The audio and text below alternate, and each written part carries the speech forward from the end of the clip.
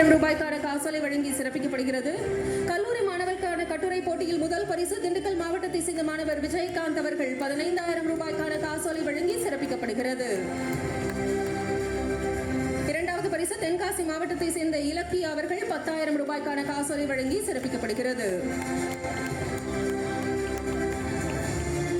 மூன்றாம் பரிசு திருநெல்வேலி மாவட்டத்தை சேர்ந்த பிரியதர்ஷினி அவர்களுக்கு 7,000 ரூபாய்க்கான காசோலை வழங்கி சிறப்பிக்கப்படுகிறது. பள்ளி மாணவர்களுக்கான பேச்சு போட்டியில் முதல் பரிசு திண்டுக்கல் மாவட்டத்தை சேர்ந்த முகமது அர்ஷத் அவர்கள் அவர்களின் சார்பாக அவரின் சகோதரி அப்ரா அவர்கள் பெற்றுக் கொள்கிறார்கள் 15,000 ரூபாய்க்கான காசோலை. இரண்டாம் பரிசு விழுப்புரம் மாவட்டத்தை சேர்ந்த தமிழரசி அவர்கள் 12ஆம் வகுப்பு மாணவி முதலமைச்சரின் திறனறி தேர்வில் வெற்றி பெற்று மாதம் 1,500 ரூபாய் பெற்று வருகிறார்கள். உயர்கல்வி வரை இவருக்கு இந்த ஊக்கத்தொகை வழங்கப்படும் என்பதை தெரிவித்துக் கொள்கிறோம். மூன்றாம் பரிசாக தருமபுரி மாவட்டத்தை சேர்ந்த கோகிலா அவர்களுக்கு 7,000 ரூபாய்க்கான காசோலை வழங்கப்படுகிறது. பள்ளி மாணவர்களுக்கான கட்டுரை போட்டியில் முதல் பரிசு மதுரை மாவட்டத்தை சேர்ந்த அழகு பாண்டி அவர்கள். மாணவ மாணவிகளுக்கு பலத்த கைத்தட்டல்களுடன் வாழ்த்துக்களை நாம் தெரிவித்துக் கொள்ளலாம். இரண்டாம் பரிசாக கோவை மாவட்டத்தை சேர்ந்த தரணீஷ் அவர்கள். மூன்றாம் பரிசாக தஞ்சாவூர் மாவட்டத்தை சேர்ந்த கீர்த்தனா அவர்களுக்கு 7,000 ரூபாய்க்கான காசோலை வழங்கி சிறப்பிக்கிறார்கள் மாண்புமிகு முதலமைச்சர் அவர்கள். செம்மொழி நாள் போட்டிகளில் வெற்றி பெற்ற மாணவ மாணவியருக்கு பரிசுகள் வழங்கப்பட்டன. அடுத்ததாக நமது தாய்மொழிக்கு ஆற்றிய அளப்பரிய பங்களிப்பினை கருத்தில் கொண்டு அகவை முதிர்ந்த தமிழறிஞர்களுக்கு உயர்த்தப்பட்ட உதவித்தொகைக்கான ஒப்படைப்பு ஆணைகள் வழங்கப்படுகின்றன. திரு சக்கரவர்த்தி அவர்களுக்கு தற்போது ஆணையினை வழங்கி சிறப்பிக்கிறார்கள் மாண்புமிகு முதலமைச்சர் அவர்கள். அகவை முதிர்ந்த தமிழ் அறிஞர்களுக்கு உயர்த்தப்பட்ட உதவித்தொகைக்கான ஒப்படைப்பு ஆணை வழங்கப்படுகிறது. திரு மோகன சுந்தரம் அவர்களை அன்புடன் அழைக்கிறோம்.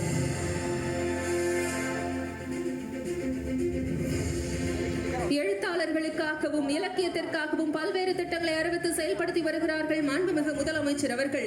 பானுமதி என்கிற ஆதிராமுல்லை அவர்களை அன்புடன் அழைக்கிறோம். திரு இதய கீதம் ராமானுஜம் அவர்களை அன்புடன் அழைக்கிறோம்.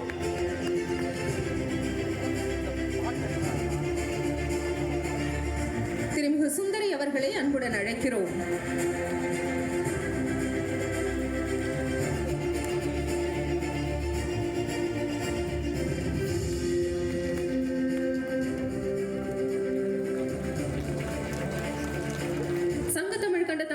செம்மொழி நாயகர் முத்தமிழறிஞர் கலைஞர் அவர்களின் கொள்கை தடத்தில் பயணித்தும் மாண்புமிகு தமிழ்நாடு முதலமைச்சர் அவர்கள் நாடு போற்றும் 4 ஆண்டு ஆட்சியினை வழங்கி அகிலம் மிகைக்கும் வகையில் 5வது ஆண்டு ஆட்சியினை தொடர்ந்து வருகிறார்கள். இது பல்லாண்டு தொடர வேண்டும் என்பதை அனைவரின் விருப்பம். தற்போது 4 ஆண்டு ஆட்சியின் சாதனைகளை தொகுத்து செய்தி மக்கள் தொடர்பு துறையின் தமிழரசு நிறுவனத்தின் சிறப்பு புத்தகத்தினை வெளியிட்டு சிறப்பிக்கிறார்கள் மாண்புமிகு முதலமைச்சர் அவர்கள்.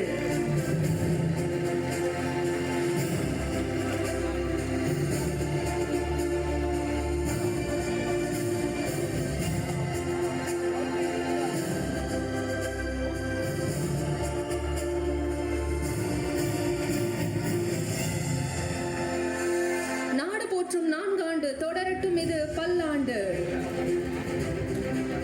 நாடு போற்றும் 4 ஆண்டு என்பது வெறும் வாசகம் அல்ல. இது தமிழ்நாட்டு மக்களின் வாழ்வில் ஒளி வீசும் ஒரு மகத்தான பயணத்தின் சாட்சி.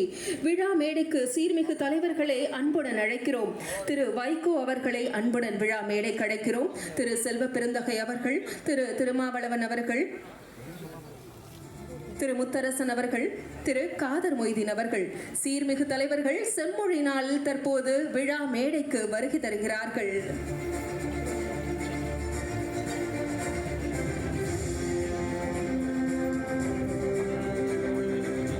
நாடு போற்றும் 4 ஆண்டு தொடரட்டும் இது பல்லாண்டு சிறப்பு நூலின் பிரதியினை மாண்புமிகு தமிழ்நாடு முதலமைச்சர் அவர்கள் தற்போது வெளியிடுகிறார்கள். இந்நூல் திராவிட மாடல் ஆட்சி ஒவ்வொரு தமிழ்நாட்டு மக்களின் வாழ்விலும் மாற்றத்தை ஏற்படுத்திய திட்டங்களையும் தமிழ்நாட்டை இந்தியாவின் முன்மாதிரி மாநிலமாக உயர்த்திய முயற்சிகளையும் பதிவு செய்யும் ஒரு மகத்தான தொகுப்பு. செய்தி மக்கள் தொடர்பு துறையின் தமிழரசு நிறுவனம் மூலம் இப்புத்தகம் தொகுக்கப்பட்டுள்ளது. இந்தியாவிற்கே முன்மாதிரியாக திகழும் இந்த ஆட்சி 2026 திராவிட மாடல் வெர்ஷன் 2.0 தொடர உள்ளது.